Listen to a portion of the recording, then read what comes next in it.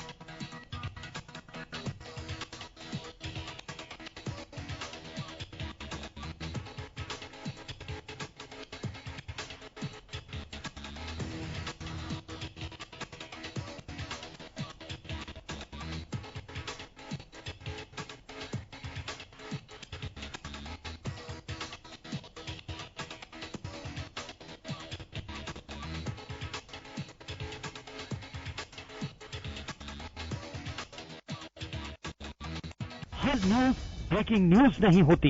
इस किसान को बर्बादी होने होगा देश के। हर डिबेट में ड्रामा नहीं होता। राशन तो हम आपके बहुत सुन चुके हैं, भाटी जी जवाब दीजिए। हर लाइफ में दिखावा नहीं होता। मेरे किसान को मारने की कोशिश करी जा रही है। खबर मतलब भरोसा, जिसे निभाते हैं हम, क्योंकि सच दिखाते हैं हम। सबसे ज्यादा मार तो सर किसान पर ही पड़ेगा ना। हरियाणा न्यूज, आपका भरोसा, आपकी आवाज। कोरोना का प्रकोप है भारी। आप निभाए अपनी जिम्मेदारी। मुंह पर मास्क और 2 गज की दूरी। हाथों को सैनिटाइज करना भी है जरूरी। बदल कर अपना व्यवहार। कोरोना पर करे वार। हरियाणा न्यूज द्वारा जनहित में जारी। कम हुआ कोरोना, खत्म नहीं। अनलॉक हुआ देश। कोरोना ने बदला भेष। डेल्टा प्लस से रहें सावधान। कोविड नियमों का रखें ध्यान। बारी आने पर वैक्सीन जरूर लगवाएं।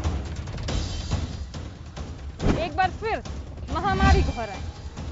हरियाणा न्यूज द्वारा जनहित में जारी। हर न्यूज ब्रेकिंग न्यूज नहीं होती।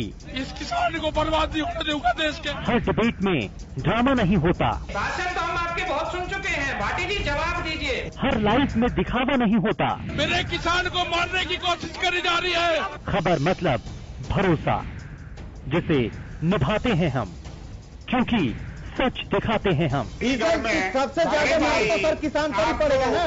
हरियाणा न्यूज, आपका भरोसा, आपकी आवाज। कोरोना का प्रकोप है भारी। आप निभाए अपनी जिम्मेदारी। मुंह पर मास्क और 2 गज की दूरी। हाथों को सैनिटाइज करना भी है जरूरी। बदल कर अपना व्यवहार। कोरोना पर करे वार। हरियाणा न्यूज द्वारा जनहित में जारी। कम हुआ कोरोना, खत्म नहीं। अनलॉक हुआ देश। कोरोना ने बदला भेष। डेल्टा प्लस से रहें सावधान। कोविड नियमों का रखें ध्यान। बारी आने पर वैक्सीन जरूर लगवाएं। एक बार फिर महामारी को हराएं। हरियाणा न्यूज द्वारा जनहित में जारी। हर न्यूज ब्रेकिंग न्यूज नहीं होती। इस किसान को बर्बादी होने होगा देश के। हर डिबेट में ड्रामा नहीं होता। राशन तो हम आपके बहुत सुन चुके हैं, भाटी जी जवाब दीजिए। हर लाइफ में दिखावा नहीं होता। मेरे किसान को मारने की कोशिश करी जा रही है। खबर मतलब भरोसा, जिसे निभाते हैं हम, क्योंकि सच दिखाते हैं हम। सबसे ज्यादा मार तो सर किसान पर ही पड़ेगा ना। हरियाणा न्यूज, आपका भरोसा, आपकी आवाज। कोरोना का प्रकोप है भारी। आप निभाएं अपनी जिम्मेदारी, मुंह पर मास्क और 2 गज की दूरी। हाथों को सैनिटाइज करना भी है जरूरी। बदल कर अपना व्यवहार, कोरोना पर करे वार। हरियाणा न्यूज द्वारा जनहित में जारी। कम हुआ कोरोना, खत्म नहीं।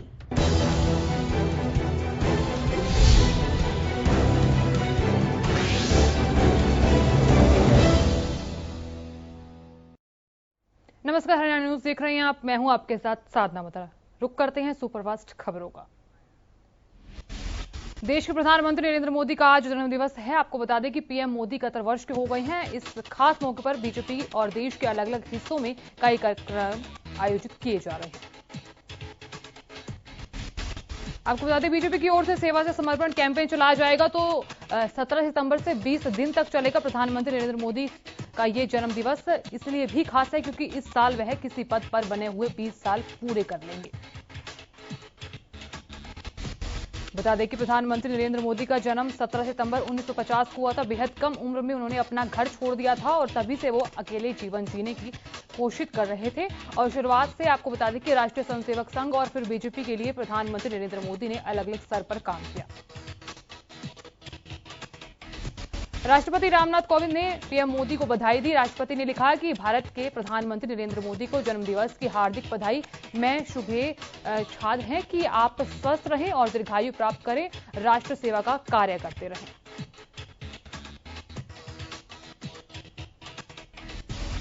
उधर केंद्रीय गृह मंत्री अमित शाह ने भी पीएम नरेंद्र मोदी को ट्वीट कर जन्मदिवस की बधाई दी। आपको बता दें अमित शाह ने लिखा कि देश के सर्वप्रिय नेता प्रधानमंत्री नरेंद्र मोदी जी को जन्मदिवस की शुभकामनाएं। ईश्वर से आपके उत्तम स्वास्थ्य जीवन की कामना करता हूं। उधर मुख्यमंत्री मनोहर लाल ने भी प्रधानमंत्री मोदी को ट्वीट कर जन्मदिवस की बधाई दी है। आपको बता दें सीएम ने लिखा कि इन 7 वर्षों में ईश्वर ने हमारी कई परीक्षाएं ली, लेकिन आपके द्वारा लिए गए जनहित फैसलों से हर किसी के विश्वास जगा है और देश सुरक्षित और सही हाथों में है। प्रदेश में कोरोना के नए मामले सामने आए हैं। आपको बता दें कि 9 नए सामने आए हैं और बीते 24 घंटों में कोरोना से किसी मरीज की मौत नहीं हुई है। उधर गुरुग्राम में 5 नए मामले सामने आए हैं।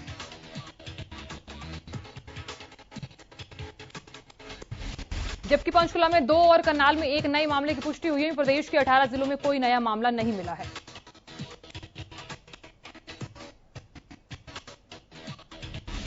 हरियाणा में कुल मरीजों का आंकड़ा 7,70,657 पहुंच गया है। आपको बता दें कि कोरोना से प्रदेश में कुल 9,808 मरीजों की मौत हुई है। इसी के साथ प्रदेश में कोरोना से रिकवरी रेट 98.68% है।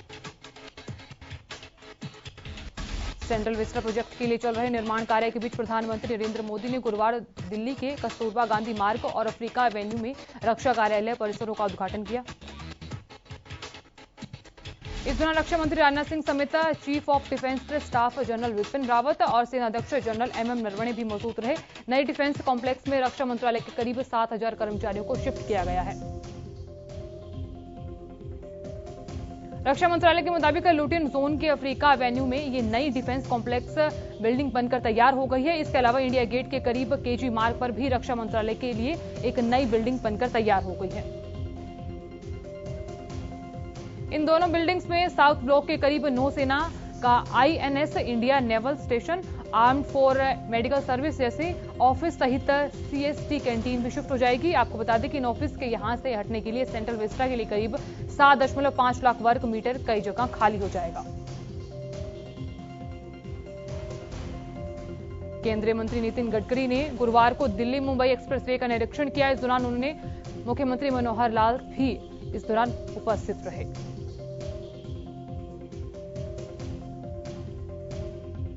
सीएम मनोहर लाल ने कहा कि दिल्ली मुंबई एक्सप्रेसवे के निर्माण से गुरुग्राम, नूंह और पलवल के कई इलाकों में विकास की रफ्तार तेज होगी और इसके निर्माण से देश में विकास होगा और देश के विकास में मील का पत्थर साबित होगा। इस मौके पर सांसद राव इंद्रजीत भी उनके साथ मौजूद रहे।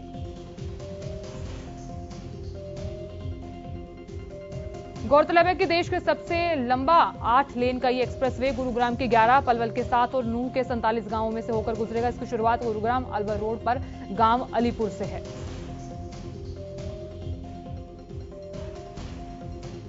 प्रदेश में इसका आखिरी गांव नूंह के फिरोजपुर झिरका का गांव कालगाम है। उम्मीद है कि हरियाणा के हिस्से का निर्माण अगले साल तक पूरा हो जाएगा। इसके बनने से यातायात की कनेक्टिविटी और बेहतर हो जाएगी।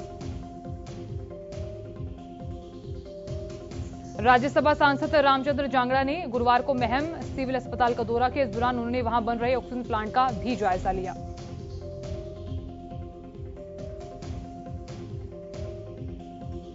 इस मौके पर सांसद रामचंद्र जांगड़ा ने कहा कि केंद्र की तरफ से सभी सांसदों को पत्र जारी कर अपने इलाके के ऑक्सीजन प्लांट की प्रोग्रेस रिपोर्ट भेजने को कहा गया था।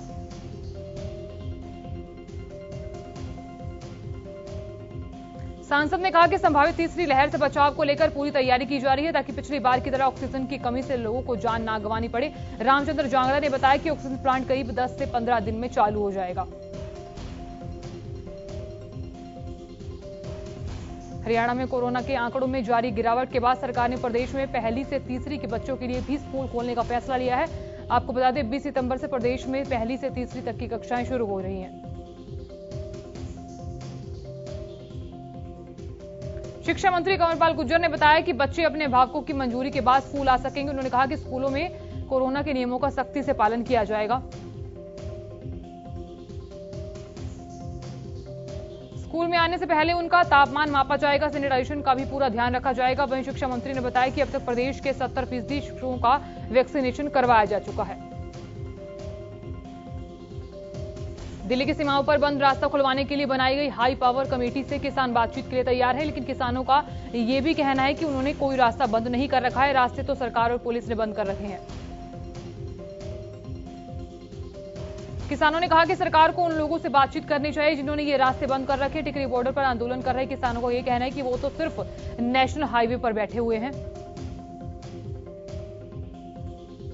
उन्होंने कहा कि पुलिस ने दिल्ली आने जाने वाले छोटे रास्ते तक बंद कर रखे हैं। इन्हीं छोटे रास्तों को खुलवाने के लिए किसान कई बार प्रशासनिक अधिकारियों से भी मिल चुके हैं, लेकिन दिल्ली की सीमाओं पर जो किलेबंदी की गई है वो किसानों ने नहीं की है। कैथल के हनुमान वाटिका में किसान संयुक्त मोर्चा के जिला इकाई की बैठक का आयोजन किया गया, जिसमें 27 सितंबर को संयुक्त किसान मोर्चा के आह्वान पर भारत बंद को लेकर रणनीति बनाई गई। साथ ही बंद को सफल बनाने के लिए किसानों की ड्यूटी लगाई गई। किसानों की इस बात पर विशेष जोर दिया गया। इस भारत बंद में सभी वर्गों को साथ लेकर शांतिपूर्ण बंद करवाया जाएगा।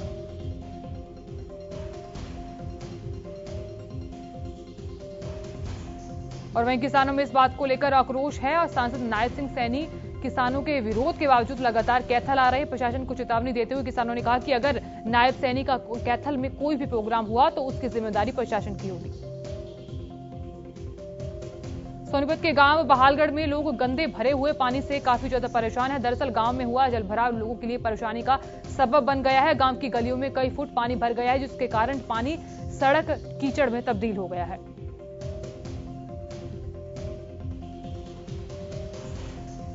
वहीं गांव के जोड़ का पानी ओवरफ्लो होकर लोगों के घरों में जा पहुंचा है, जिसकी वजह से गांव में डेंगू का प्रकोप बढ़ गया है। आपको बता दें गांव के लोगों का यह कहना है कि गंदगी के कारण जीना मुहाल हो गया है और लोग बीमार पड़ रहे हैं।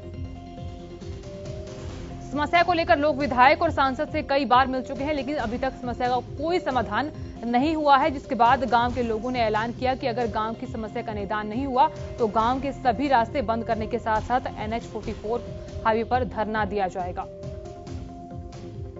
फतेहाबाद के नागरिक अस्पताल में गुरुवार को बिजली न होने के चलते काफी घंटों तक व्यवस्था का माहौल रहा। आपको बता दें उमस भरा माहौल बना रहने के कारण अस्पताल में भर्ती मरीजों और उनके परिजनों को काफी परेशानियों का सामना करना पड़ा। वहीं अस्पताल के कंप्यूटर भी बिजली न होने के कारण बंद रहे, जिससे OPD संबंधित सेवाएं बाधित रही और डॉक्टर भी अंधेरे में मरीजों की जांच करते हुए नजर आए। लाइट न होने के चलते एक्सरे जैसी मशीनें भी बंद रही, जिसके कारण लोगों को बाहर से जांच करवानी पड़ी। वहीं इस बारे में जब SMO डॉक्टर राजेश चौधरी से बात करनी चाहिए तो उन्होंने बात करने से साफ तौर पर इंकार कर दिया। पराली प्रबंधन को लेकर प्रशासनिक कवायद शुरू कर दी गई है। दरअसल प्रशासन ने पराली यानी फसलों के अवशेष प्रबंधन को लेकर अपनी तैयारियां तेज कर दी हैं। जिला प्रशासन की ओर से संबंधित विभाग के अधिकारियों की बैठक लेकर सख्त हिदायतें जारी की गई हैं। आपको बता दें कि खेतों में लगाई जाने वाली आग पर नजर रखने के लिए जिला मुख्यालय पर कंट्रोल स्थापित किया गया है। साथ ही निगरानी टीमें भी गठित कर दी गई हैं। बता दें कि जिले में कुल 3 लाख एकड़ से ज्यादा इलाके में धान की अलग अलग किस्मों की बिजाई की गई है। 25 सितंबर से इन फसलों की कटाई शुरू होनी है।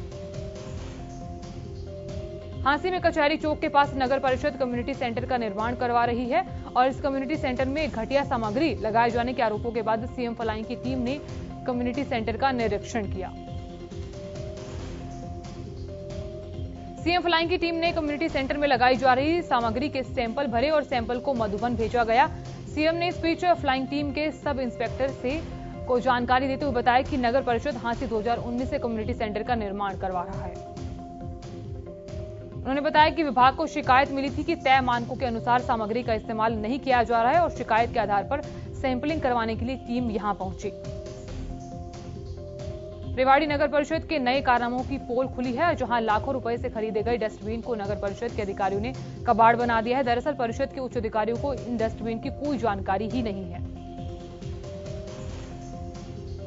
शहर में कुछ दिन पहले ही छोटे साइज के सैकड़ों की संख्या में नए डस्टबिन लगा दिए गए थे। ये डस्टबिन किसके आदेश पर खरीदे गए और कितने खरीदे गए, इसकी जानकारी किसी को नहीं है। नगर परिषद चेयरपर्सन का ये कहना है कि उनको सिर्फ इतना ही पता है कि उनके कार्यकाल ग्रहण करने से पहले ही प्रशासन के आदेश पर डस्टबिन खरीदे गए थे। उधर कांग्रेस विधायक ने सरकार पर तंज कसते हुए कहा कि सरकार के अधिकारियों पर पकड़ कमजोर है। फरीदाबाद में लोगों को नौकरी लगवाने के नाम पर उनसे ठगी करने वाले एक गिरोह का भांडाफोड़ करते हुए एक महिला समेत गिरोह के 3 सदस्यों को फरीदाबाद के थाना साइबर अपराध की टीम ने गिरफ्तार कर लिया है।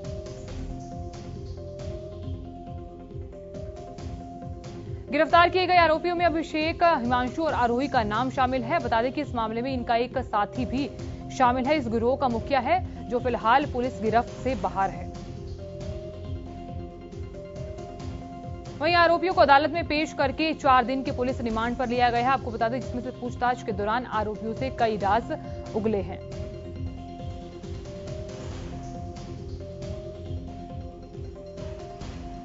पिहोवा में चोरों और लुटेरों के हौसले लगातार बुलंद होते नजर आ रहे हैं। दरअसल वार्ड नंबर 12 मेन बाजार पिहोवा निवासी एक पति पत्नी सैर के लिए निकले थे और इस दौरान बाइक पर सवार 2 युवकों ने हथियारों के बल पर महिला से जेवरात लूट लिए।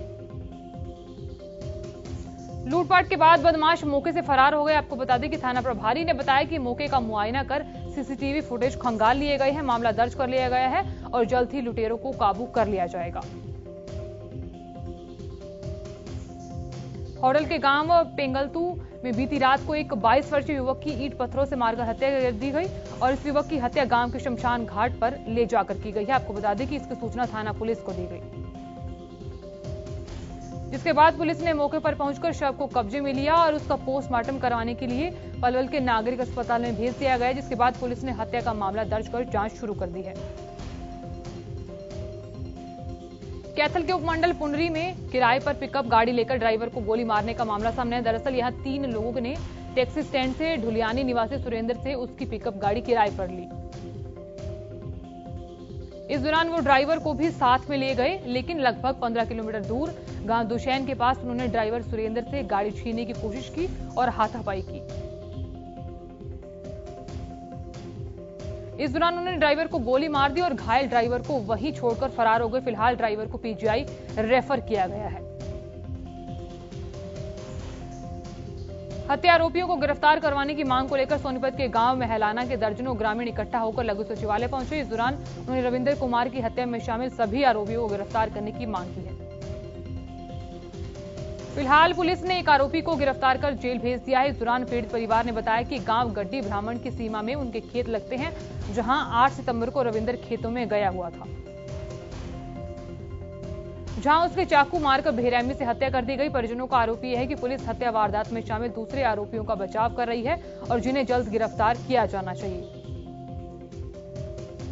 करनाल में घरौंदा के पास एक हादसा हुआ, जिसमें एक किसान की मौत हो गई। दरअसल किसान ट्रैक्टर ट्राली पर सवार होकर सिंघू बॉर्डर से वापस अमृतसर जा रहे थे, तभी एक फ्लाईओवर के ऊपर चढ़ते हुए ट्रैक्टर अचानक से उछल गया, जिसके कारण 2 किसान नीचे गिर गए। आपको बता दें, जिसमें से एक किसान पीछे से आ रहे ट्रक की चपेट में आ गया और उसकी वहीं पर मौत हो गई, जिसके बाद पुलिस को इसकी सूचना दी गई। पुलिस ने मामला दर्ज कर यहां आगे की कार्रवाई शुरू कर दी है।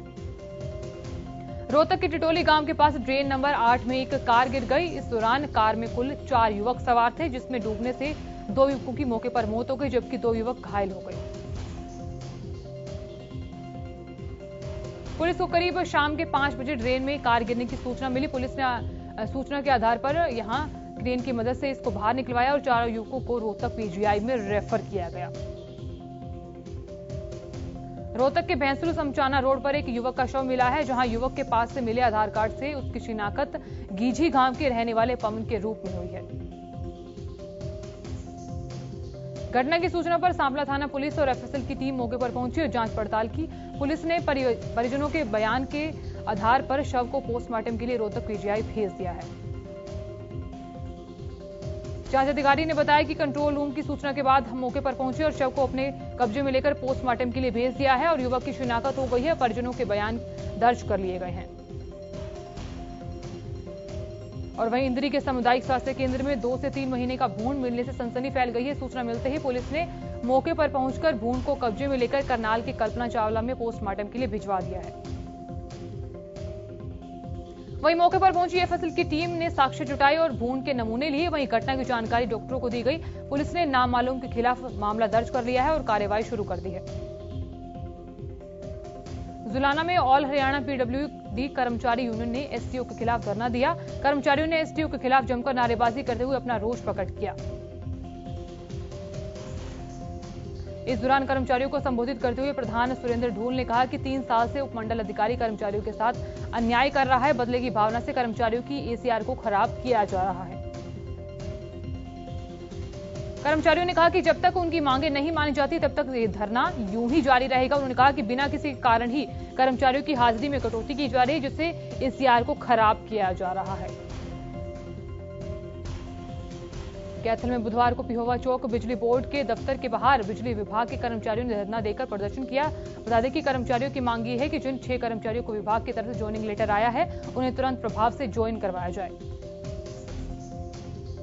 कर्मचारियों का आरोप यह है कि विभाग के ऐसी जानबूझकर इसकी ज्वाइनिंग को लटका रहे हैं ताकि एक समय निकल जाने के बाद वे अपने चहेतों को इसकी जगह रख दें। कर्मचारियों ने कहा कि हमने मजबूर होकर धरना लगा दिया है और जब तक इन कर्मचारियों को ज्वाइन नहीं करवाया जाएगा तब तक हमारा धरना यूं ही चलता रहेगा। कैथल में एक निजी स्कूल ने कई बच्चों को सिर्फ इसलिए परीक्षा में नहीं बैठने दिया क्योंकि उन्होंने फीस जमा नहीं करवाई थी। यही नहीं, छात्रों को स्कूल से भी निकाल दिया गया है। वहीं पीड़ित बच्चे अभिभावकों के साथ कैथल उपायुक्त के पास पहुंचे, जहां उन्होंने निराशा हाथ लगी है। बता दें कि बच्चों के मुताबिक उपायुक्त ने कहा कि आपको फीस भरनी पड़ेगी, अगर फीस नहीं है तो सरकारी स्कूल में एडमिशन करवा लीजिए। सोनीपत सब्जी मंडी पर बरसात आफत बनकर टूटी है। दरअसल बरसात के बाद जलभराव के कारण लाखों रुपए की सब्जियां जो हैं वो खराब हो गई हैं। वहीं सब्जी विक्रेताओं, आड़तियों के साथ साथ सब्जी खरीदने के लिए मंडी में पहुंचे ग्राहकों ने प्रशासन के खिलाफ रोष प्रकट किया और पानी निकासी की व्यवस्था को दुरुस्त करने की मांग की। सोनीपत के कुंडली बॉर्डर पर आंदोलन में डटे हुए खानपुर गोहाना के रहने वाले 35 वर्षीय मनोज की हृदय गति रुक जाने से मौत हो गई है, जहां मौके पर पहुंची पुलिस। वहीं पुलिस ने शव को कब्जे में लेकर सोनीपत के सिविल अस्पताल में पोस्टमार्टम करवाकर परिजनों को सौंप दिया। बता दें कि मनोज शर्मा पिछले कई दिनों से कुंडली बॉर्डर पर चल रहे किसान आंदोलन में शामिल था। दरअसल किसान केएफसी मॉल के सामने बने टेंट में सो रहा था, लेकिन सुबह जब वो नहीं उठा तो उसके साथियों ने उसे जगाने की तमाम कोशिश की। वहीं डॉक्टरों की टीम वहां पहुंची और डॉक्टरों ने उसे मृत घोषित कर दिया। अंबाला में कोरोना के बाद अब डेंगू ने दस्तक दे दी है। बता दें कि अंबाला में डेंगू के 9 मरीज सामने आ चुके हैं। वहीं स्वास्थ्य विभाग ने घर घर जाकर ब्रीडिंग चेकिंग अभियान भी चलाया। स्वास्थ्य विभाग द्वारा निगम को फॉगिंग करने के लिए पत्र लिखा गया था, लेकिन अभी तक निगम द्वारा फॉगिंग का कोई शेड्यूल नहीं बनाया गया है। वहीं स्वास्थ्य विभाग का यह कहना है कि डेंगू मरीजों के घरों में भी रैपिड डेंगू टेस्ट किए जा रहे हैं। वहीं निगम अधिकारी कल से फॉगिंग शुरू करने का दावा कर रहे हैं। अंबाला शिक्षा विभाग की ओर से सरकारी स्कूलों के बच्चों के लिए कैरियर गाइडेंस प्रोजेक्ट शुरू किया गया, जिसके तहत पहले चरण में 22 सीनियर सेकेंडरी स्कूलों को चिन्हित कर इस प्रोजेक्ट को शुरू किया गया। इस योजना के अंतर्गत बच्चों को आगे जाकर क्या करना है, क्या पढ़ाई करनी है, किस फील्ड में जाना है, चुनने में मदद मिलेगी। दरअसल कुछ दिनों पहले अंबाला के डीसी विक्रम सिंह एक सरकारी स्कूल में निरीक्षण करने पहुंचे थे। उन्होंने वहां पर बच्चों से पूछा कि वो आगे जाकर क्या बनना चाहते हैं, तो ज्यादातर बच्चे पूर्ण और स्टिक जवाब नहीं दे पाए, जिसके बाद अंबाला के डीसी विक्रम सिंह ने शिक्षा विभाग को करियर गाइडेंस प्रोजेक्ट शुरू करने को कहा।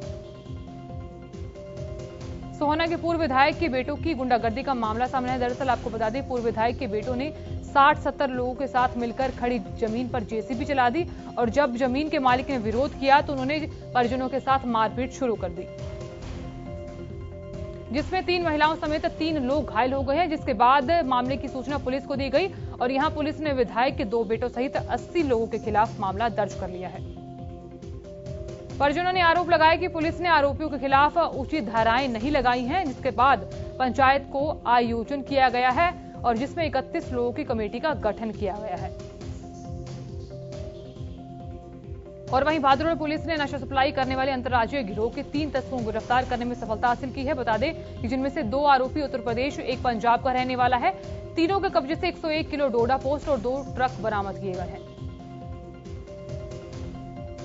वहीं आरोपी नशे का सामान राजस्थान के चित्तौड़गढ़ से लाते थे और दिल्ली के पंजाबी बाग क्षेत्र में सप्लाई किया करते थे। एएसपी ने बताया कि पकड़े गए आरोपियों की पहचान पंजाब निवासी गुरमीत और यूपी निवासी हरजीत और नसरुद्दीन के रूप में हुई है। आरोपी पिछले लंबे समय से नशा तस्करी में संलिप्त थे और ये मुंबई से राशन का सामान ट्रकों में भरकर लाते थे। आपको बता दें कि इस दौरान रूट बदल कर राजस्थान के चित्तौड़गढ़ से नशीले पदार्थ दिल्ली से यहां पर सप्लाई किए जाते थे।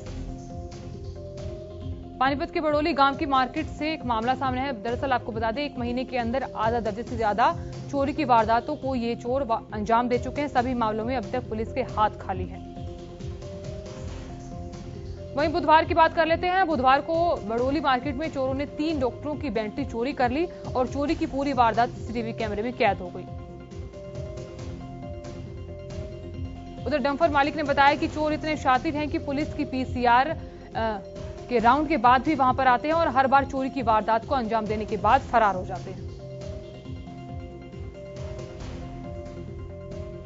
वहीं रोहतक के जसिया गांव में एक 22 वर्षीय युवक की तेजधार हथियार से गला काटकर हत्या कर दी गई। युवक का शव घर के कमरे में खून से लथपथ हालत में मिला। परिजनों ने हत्या का आरोप गांव के ही कुछ युवकों पर लगाया है।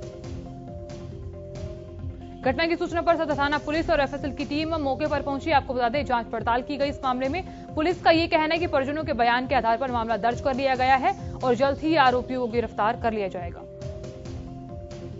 डबवाली के गांव कालुआना में 35 वर्षीय युवक ने पेड़ से फंदा लगाकर खुदकुशी कर ली। वहीं मृतक की जेब से मिले सुसाइड नोट के आधार पर पुलिस ने महिला सहित 3 लोगों के खिलाफ उकसाने के आरोप में केस दर्ज कर लिया है। बता दें आपको कि पति पत्नी की आपसी विवाद के चलते मृतक परेशान था और पत्नी के मायके चले जाने के बाद उसने खेत में जाकर खुदकुशी कर ली। वहीं सदर थाना प्रभारी देवीलाल ने बताया कि शव का पोस्टमार्टम करवाकर परिजनों को सौंप दिया गया है और जल्द ही आरोपियों की गिरफ्तारी की जाएगी। वहीं प्रदेश में चोरों के हौसले लगातार बुलंद होते नजर आ रहे हैं। आपको बता दें, फरीदाबाद के हाउसिंग बोर्ड कॉलोनी सेक्टर में बाइक चोरी का एक मामला सामने आया है, जहां चोर देर रात एक बाइक चुराकर फरार हो गए।